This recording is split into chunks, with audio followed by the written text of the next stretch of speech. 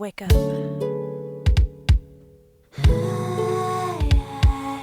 You're beautiful. Hello, my name is Billy Bell. I'm from Oklahoma originally, lived in Los Angeles. I have four daughters and one son. And I have a business in LA for 23 years, and I'm a postal worker and a veteran.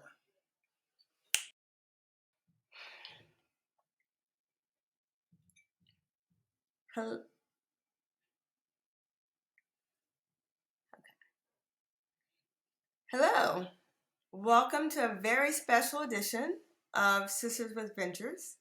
I am Lisha Bell, and I'm amplifying BIPOC women in angel investing. And today we have a very special guest who Sisters with Ventures would not be possible without, and is my very own father, Billy Wayne Bell. Daddy, welcome to the show. Thank you. Thank you for inviting me to the show. So, why that was important to have my dad on the show is my dad is an entrepreneur, and during the 80s, early 90s, had a very successful franchise of gas stations we call Bell Shell. And it is the 30th anniversary of the LA Riots, which all right. The gas station was a very central part of that epicenter. Right, sure was. Located on the corner of Western and Florence. Yes, that's correct.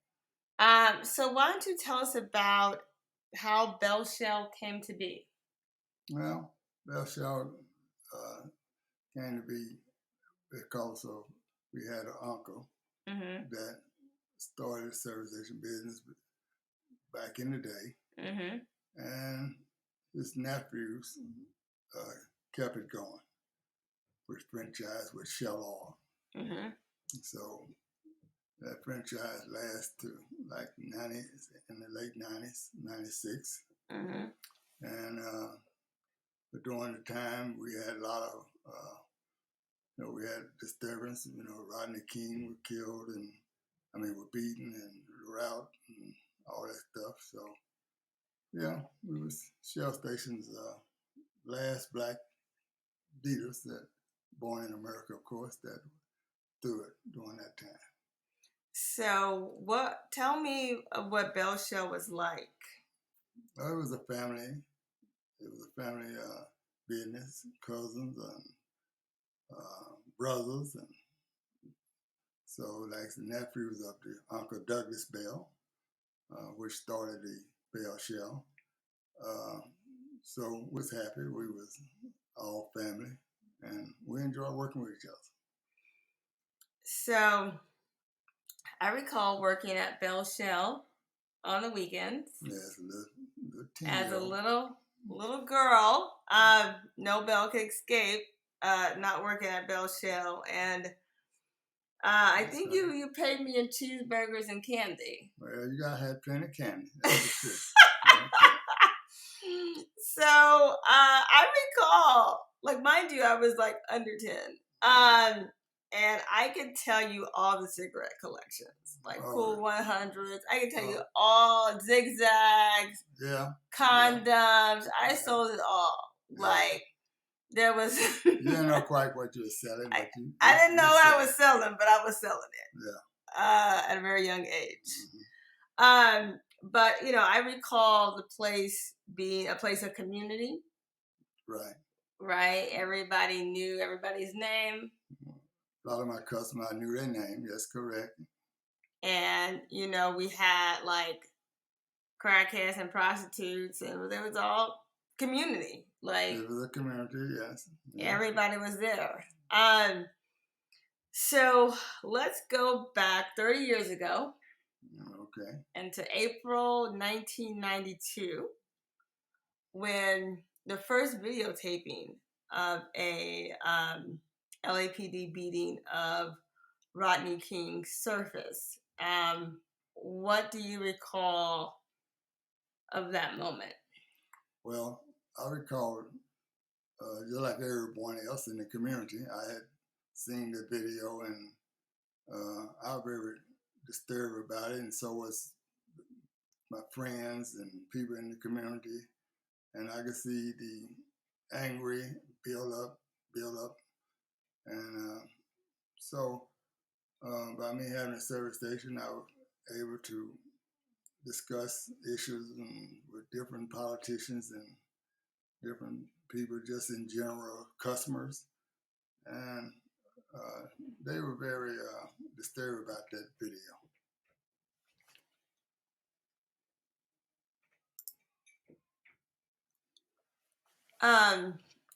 So what happened once they announced the verdict? So we all saw the video.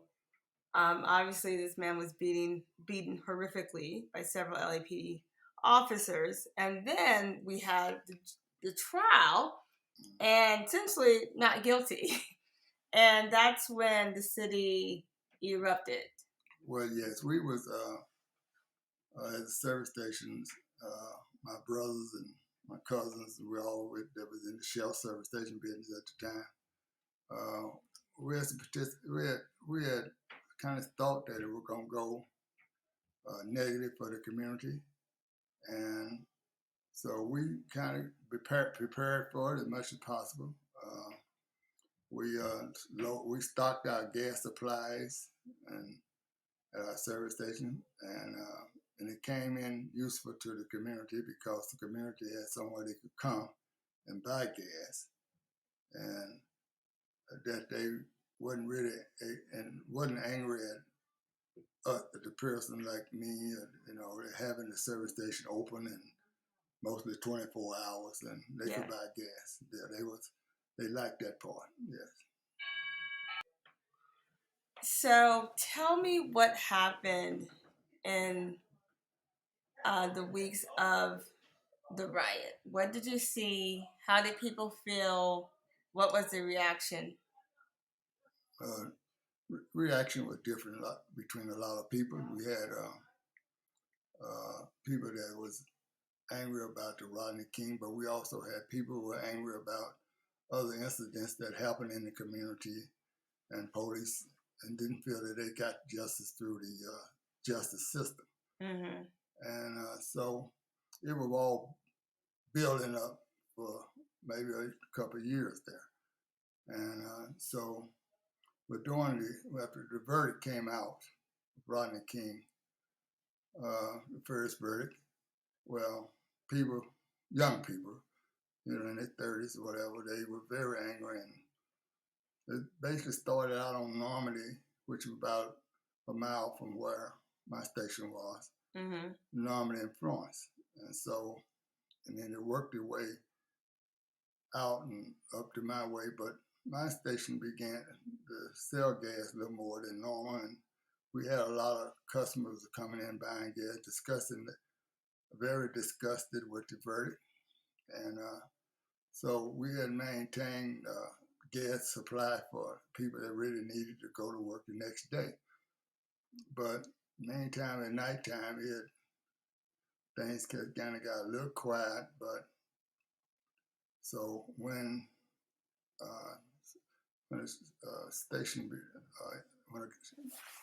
began to interview, wanted interviews from different people, and I was one of the people they wanted to interview because I had my station open, and because other businesses were shutting down. Other businesses were closed. Some businesses were getting burned,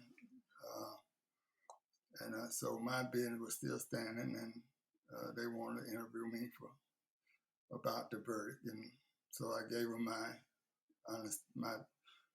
what I thought was the verdict, but how the community was feeling about the verdict. So, and some people liked it, some people didn't, but I gave them what I thought.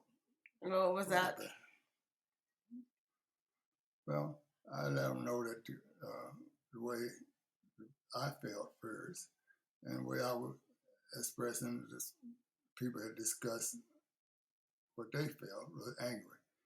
and they were hoping to get justice sooner or later, and that's what they really wanted. So they wanted justice, and I think that if they had announced they're going to retry the police officer, I think they would have got, they wouldn't, the town, the city of LA wouldn't have got burnt as bad as it did. Yeah. So the gas station was surrounded by Asian businesses, right? We were diverse. We had Asian businesses. We had mostly black and Asians at that time. Yeah.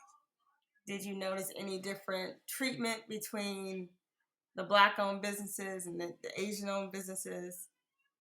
Well, the Asians businesses came in. I mean, people were disgusted with them because they had killed a young girl, a 13-year-old, I think it was a bottle of orange juice.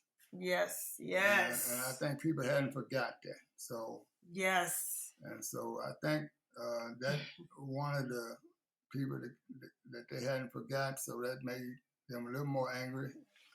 And then when they beat Rodney King, they just exploded. So Yeah. I mean, I think it's important to note that there had been continuous violence against Black people in the city of LA for a long time. This is not new. It's home of the Watts riots in the 60s. And, you know, it's this continuous advocacy of Black people in the city for basic rights. And, you know, it was just so incredible now that we have social media and we have everybody has a phone, but this is really rare to have this recorded and everyone to watch and see and still, you know, like no prosecution of what happened. And I will put in the show notes about the 13-year-old little girl that was killed. That was huge in Los Angeles area and caused outrage all over because she just wanted some juice. And it was very tragic. And so you have this community that's hurting and that these emotions are really bubbling up. So I was 12 at the time, and I was very fearful for your safety and your life because if you know anything about South Central, these are just blocks. These are just a few blocks, you know, between fires and looting, and this is like the epicenter of what was going on. Yeah, I didn't carry much fear in my heart at that time. I was always thought that I would be safe, and so I didn't stress out about the route too much because I figured people were angry for a reason. So I thought that if I could get some points over talking to my customers and the people who are buying gas during time of stress and anger, I figured that I could save some business from being burnt, because we needed stores in the community. We had been burnt out before, and so I just want to make sure try to make sure at least the community that I was close to, the stores that were close to my business, I could save, and I did save a few, and that was very helpful to my part of the And community. how did you do that? Well, we had people that were angry and about stores, and they want to go in. I had some Asian stores near me, and so I asked them, nice and just asked them, said, "This is not a store you want to burn. You should burn." And I had discussing that the people that stores that they wanted to burn were very nice people. So they kind of believed me, and they looted, but they didn't burn it, and the store owners were very happy behind that. Yeah. So what happened after the riots? Well, what happened after the riot is that so many businesses and people lost their jobs behind the business that would burn out stores, other type of business, and affect a lot of the community. Yeah. With their jobs and everything, and so people began to move closer. The community started changing, getting less diverse, with different cultures. So gentrification happened, and people began to feel that they turned to violence and want to rob, and it got a little worse. But still, it was a good location. Good, the community people was good, and they were faithful to the business they had did. Traded with for quite a few years. Some of them for 2 generations. Yeah. So Bell Shell no longer exists. Do you want to talk about what happened to Bell Shell and what's on that corner today? Well, yeah, they have after the routes, during the route, after the route, about 5-6 years into the route, the companies began to invest in other things such as stock and different type of markets, and they wanted the land. They want to sell land, cut stations down from 3 stations in a mile radius to maybe 1 station. So Bell Shell was one of them that they were going wanted they going to sell the land and recoup the money, and so my brothers, that cousins that were working that station, they're up in the age, so they decided to retire, and so I decided to move to the different place, such as the U.S. Postal Service. I did 21 years at the Postal Service. I had already did 23 at the Shell. Yeah. Shell gas station. Yeah. I think it's important to note, and I'm just learning this, sorry, Daddy, but not surprised when you look at the lack of gas stations and grocery markets in these, I would assume that it's a red light community, that there's not enough access to basic human needs, and these corporations design it that way. Like, Right. that is the unfortunate part. And, these people are vital. South Central is vital to the city of Los Angeles. The people who live there are vital to Los Angeles and support the city in such meaningful ways. And you think about a deprived community that doesn't have that. If you look at other parts of LA, particularly West LA, doesn't have this problem. It's definitely by marginalized communities. And so I think that's very interesting about that point. Well, the community is, now they call it South Central or whatever. It's rich in property. Property is so valuable. We only a few miles from the beach. Yeah. Climate is averaging 75 to 80 degrees, 80 some degrees. Yep. Almost all during year round. So that became noticeable. After the route, then you had more investors. Instead of being 10 investors, be 1 billionaire investor. So he eliminated a lot of the middlemen that have hard-working businesses, entrepreneurs, and so that's what happened with the South Central. Although the property is still valuable, a lot of people want to move there, near there. So, but yeah, that's what happened to the investors. They just So, anything else you'd like to share, Mr. Bell? Well, yeah, I think that it's good to be celebrating the verdict. I think the verdict should be celebrated because that was eventually justice. Yeah.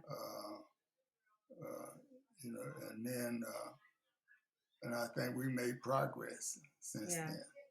Yeah. It made so I think that even my neighbor Inglewood, they're very prosperous now. So yes, home of the SoFi Stadium. Yeah, so yeah, I think the next generation, can really have something to pick up and run with and to make a living and to be proud of. Yeah. So I want to thank you, Daddy. Okay. For coming on my show today. You're welcome. And being my source of inspiration.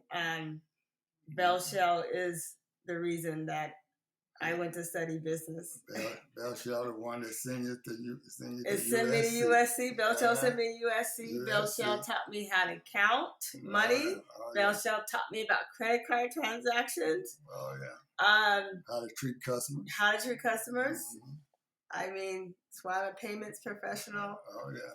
Now, and why I believe investing in the community and small business. That's small business in the community. That's where people that you see now that are billionaires. Yeah. They got their money through small people, small businesses. Yes. And were successful. Yes. Some people didn't have the same opportunity. And I think that's the story of Bell Shell is that, the change that happened in LA. And essentially, I don't think we ever answered this, but it's now a fast food restaurant that sits on the corner of Western Florence. Yeah, Jack in the Box. Jack in the Box. South Central doesn't need any more fast food restaurants. Let's be honest. So that's definitely disappointing. Fast food restaurants are not utility like gas and grocery. And that is definitely disappointing. But LA, the people in the City of Angels are strong.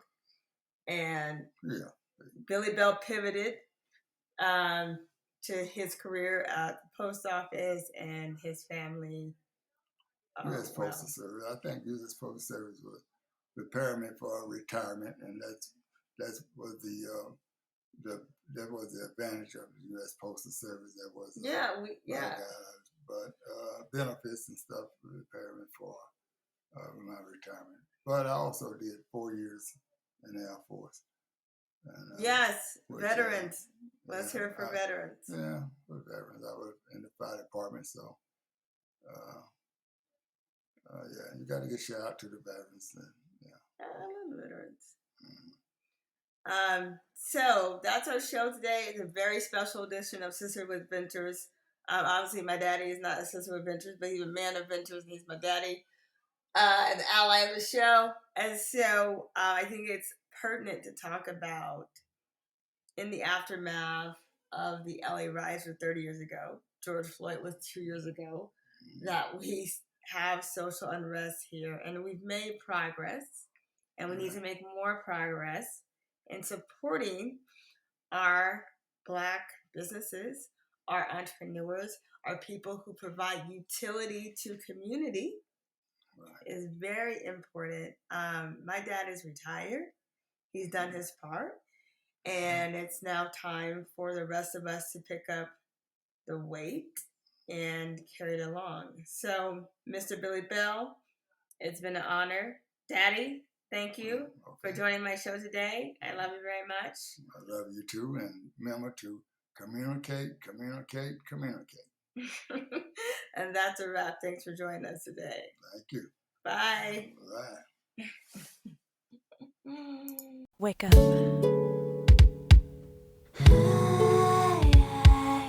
You're beautiful. Hello. My name is Billy Bell. I'm from Oklahoma originally.